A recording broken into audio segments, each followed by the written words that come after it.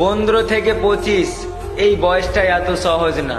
এই বয়সে তুমি তোমার বন্ধুকে হারাবে, তুমি তোমার প্রিয় মানুষকে হারাবে, তুমি ভুল করবে, তুমি পড়ে যাবে, তুমি ব্যর্থ হবে, তুমি কিছু বুঝে উঠতে পারবে না, তুমি বাস্তবতাকে আঘাত করবে, তুমি নিজেকে হারাবে, আবার তুমি নিজেকে খুঁজে পাবে এবং শক্তিশালী হয়ে উঠবে।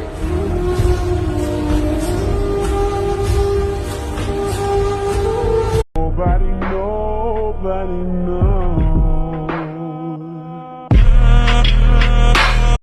Spartans! What is your profession?